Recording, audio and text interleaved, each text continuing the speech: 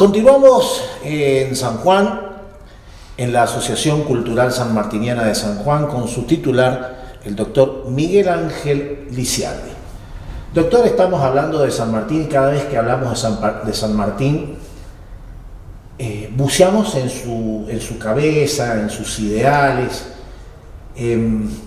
Yo sigo a través de redes sociales varios institutos sanmartinianos y veo cómo la gente lo llama desde la historia, le llama, por favor, si pudieran resucitar a San Martín para solucionar los problemas. Y creo que en realidad somos los argentinos los que tenemos que solucionar nuestros problemas, porque el camino que trazó San Martín es muy claro, es el camino de la patria y es el camino de los ideales.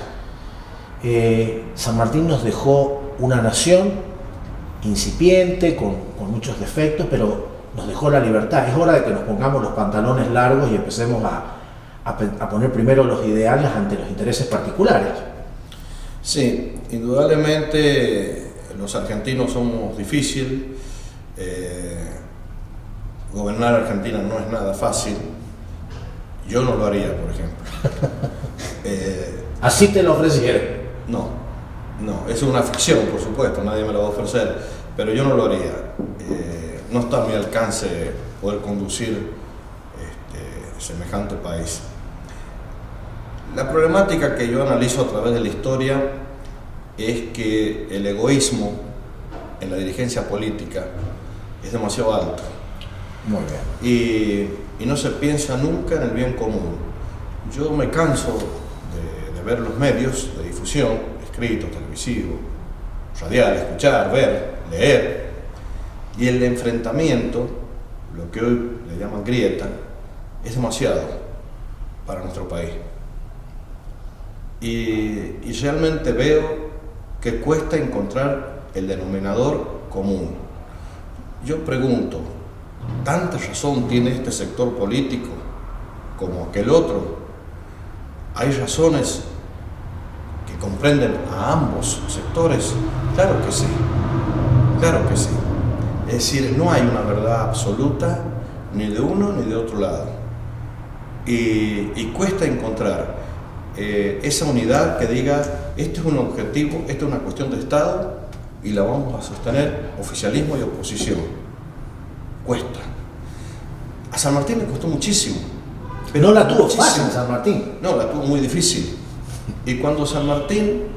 recordemos que, perdón que te vaya interrumpiendo, Miguel, recordemos que San Martín hablaba con acento español porque se crió en España, o sea, y él hablaba de luchar contra los españoles. Ya de por sí la gente lo miraba como diciendo, ¿cómo este hombre? San Martín tuvo muchos enemigos, muchos. Algunos muy cercanos, Alvear, Rivadavia. Y Alvear fue muy amigo y muy enemigo después. Un traidor, básicamente. No. Se ubicó en un sector que San Martín le llamaba la logia rivadaviana. Rivadavia fue el gran enemigo de San Martín. Que cierra el cuerpo de granaderos a caballo, que siempre lo claro, cuando vienen estos héroes del Perú, Rivadavia disuelve el regimiento de granaderos a caballo. Eran patriotas, eran guerreros de la independencia. Sí. Y fue disuelto un cuerpo creado por San Martín. Con toda la gloria. Eso fue muy doloroso.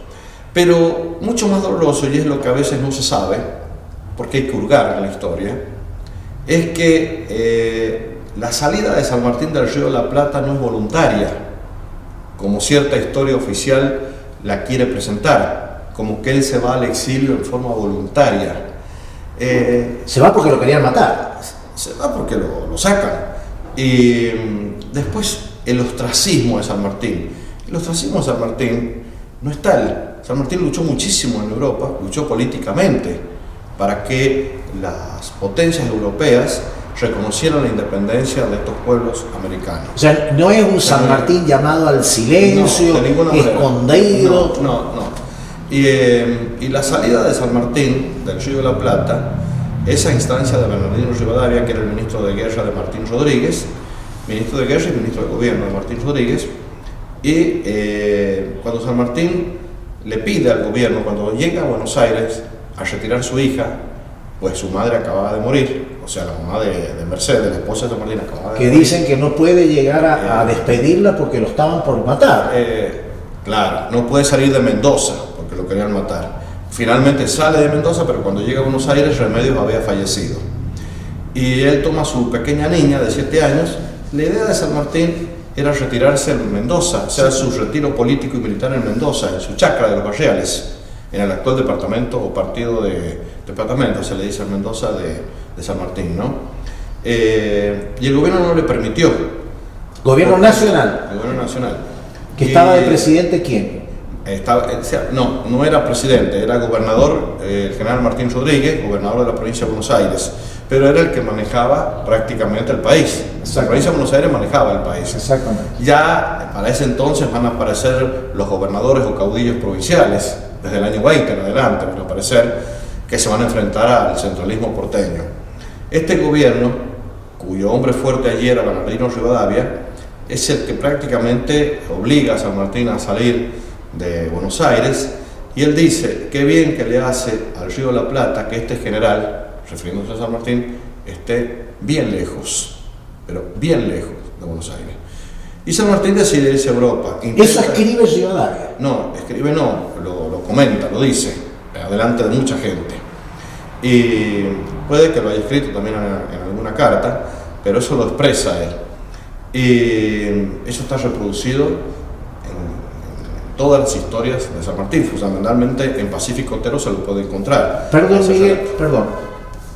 Tenemos a un enemigo que disuelve el cuerpo de granaderos a caballo que se llama Bernardino Rivadavia. Tenemos un tipo que la historia cuenta que Bernardino Rivadavia quiere entregar la Argentina a los ingleses en Brasil.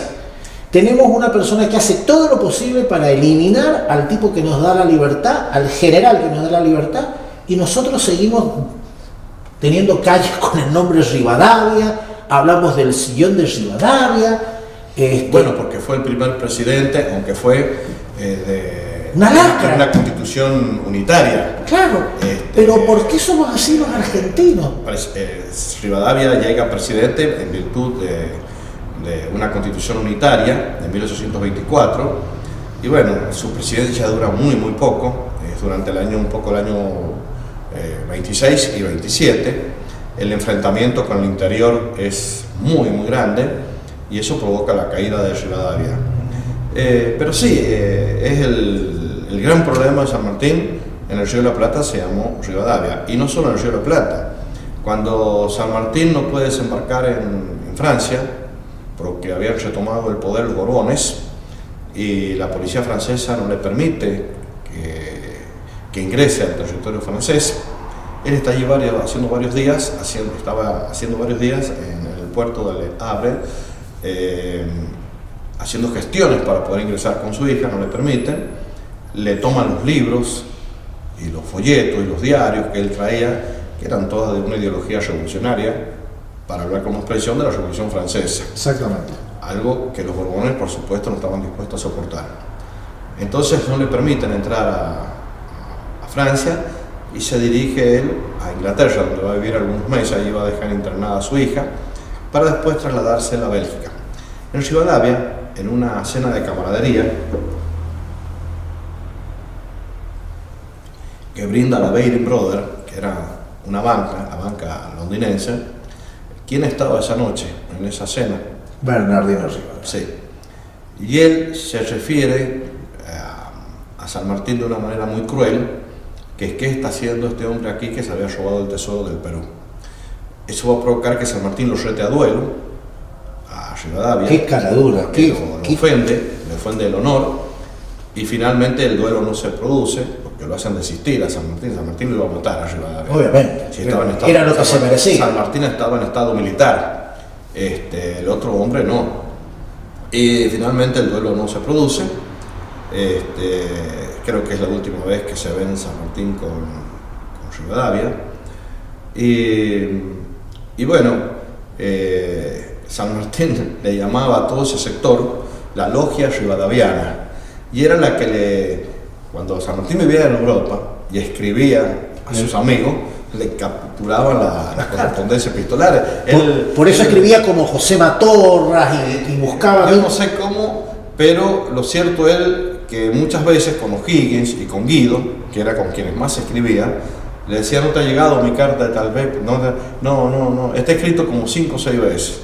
Obviamente la logia rivadaviana captura la correspondencia epistolar nuestra, porque para ellos era un enemigo San Martín. Ese es un poco el resumen. ¿Por qué no se sabe todas estas cosas? No, sí se sabe. Tan públicamente. Lo que pasa es que no se divulgan, no se estudian, no se profundizan, pero claro que se saben, están escritos. A veces en los libros más inocentes de historia están escritos. El enfrentamiento de San Martín con Rivadavia nace cuando San Martín se presenta. En el año, sí, cuando llega a Buenos Aires, pero San Martín enfrenta el primer triunvirato con la Sociedad Patriótica, que era que seguían los morenistas, digamos. Ahí estaba Manuel Moreno, el hermano de Mariano ya había muerto, y Bernardo de Monteagudo, que va a ser el ministro de gobierno de San Martín en el Perú. Y la logia Lautaro, que integraba a San Martín, la integraba Alvear todavía en ese momento, se unen, la Sociedad Patriótica y la logia Lautaro, y derrocan el primer triunvirato. ¿Por qué?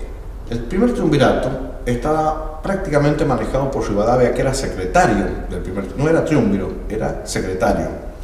Y ese triunvirato estaba muy ligado a lo que era la burguesía mercantil porteña, que poco le interesaba la independencia del Río de la Plata y sí el libre comercio. Con el grito de libertad del 25 de mayo de 1810, esa burguesía mercantil porteña logra un objetivo importantísimo: romper con el monopolio de la metrópoli española y poder comerciar libremente con Inglaterra. Para ellos ese objetivo era ya demasiado, y por lo tanto es como que iban abandonando los objetivos independentistas. Por eso San Martín participa de esa sonada de octubre de 1812 y planta sus granaderos frente a la plaza y derroca al primer triunvirato para que asuma un segundo triunvirato, que es el que va a convocar a la Asamblea del año 13 y va a seguir el proceso revolucionario que va a tener formal culminación con la independencia del 9 de julio de 1816, objetivo que San Martín se había propuesto porque él le decía al gobierno, en ese momento era el directorio, el gobierno nacional estaba bajo el mando de un director supremo, y San Martín le decía al directorio y al Congreso, que había un Congreso, que él no iba a ingresar a Chile si no conducía un ejército de una nación libre y soberana. Él decía: ¿cómo es posible que tengamos himno nacional, escudo, tengamos gobierno propio, tengamos ejército propio y seguimos gobernando en nombre del rey Fernando VII? Es un disparate, porque se luchaba contra los realistas, contra la corona, y se gobernaba en nombre del rey Fernando VII. Entonces, pero eso lo hacían a propósito, Miguel. Lo hacían porque no declaraban la independencia. Porque no querían mantener el status quo. En este ámbito que estamos nosotros, y concretamente allí, donde está la parte histórica, en la sala capitular, él tuvo sus reuniones con Francisco Narciso Laprida y con Fray Justo Santa María de Oro, uno de los frailes dominicos de acá del convento, y les exigió, junto a Godoy Cruz y Maza, que eran los diputados por Mendoza, y Pueyrredón, que era el diputado por San Luis, que cuando estuvieran al mando o con la presidencia del Congreso, que la presidencia del Congreso tucumano era rotativa, todos los diputados eran presidentes mensualmente, y les tocara a ellos la presidencia, a cualquiera de los cuyanos, propusieran como primer punto del orden del día la declaración de la independencia. No se vayan por tratar forma de gobierno, sanción de una constitución, porque no van a terminar más. O sea, el debate se va a prolongar y se va a prolongar el tiempo. Propongan la declaración de la independencia. Y eso es lo que hace el sanjuanino Francisco Narciso Laprida, que él estaba de presidente en julio. Sí, que acá a pocos metros, aquí la llama de la libertad. El germen de la independencia nacional está ahí, acá. Entonces, está allí en la parte histórica, en la sala capitular. Entonces, cuando San Martín logra ese objetivo, él sí parte a Chile representando una nación libre y soberana. Entonces, indudablemente fue un factor decisivo en este objetivo, que desde Buenos Aires, por el dominio de ciertos sectores, no se podía cumplir.